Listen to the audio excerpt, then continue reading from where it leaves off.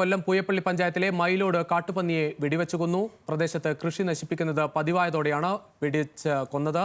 കഴിഞ്ഞ ദിവസം പന്നികൾ കൂട്ടത്തോടെ റോഡിലേക്ക് ഇറങ്ങിയിരുന്നു.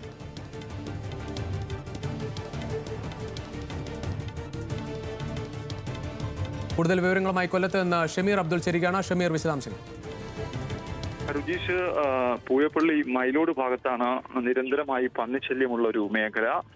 കഴിഞ്ഞ ദിവസം രാത്രിയൊക്കെ തന്നെ കൂടുതലായിട്ട് പന്നിക്കൂട്ടങ്ങൾ ഈ ഭാഗത്തേക്ക് എത്തി കൃഷിയിടങ്ങൾ നശിപ്പിക്കുന്ന ഒരു സാഹചര്യം ഉണ്ടായിരുന്നു. ഇതിനുശേഷം നാട്ടുകാർ കഴിഞ്ഞ ഒരാഴ്ചയിലധികമായി ഇത്തരത്തിൽ കാട്ടുപന്നികൾ കൂട്ടമായി ഇറങ്ങുന്നു എന്നാണ് നാട്ടുകാർ പറയുന്നത്. ഇതിന്റെ അടിസ്ഥാനത്തിൽ നാട്ടുകാർ സംഘടിച്ച് നിൽക്കുകയായിരുന്നു.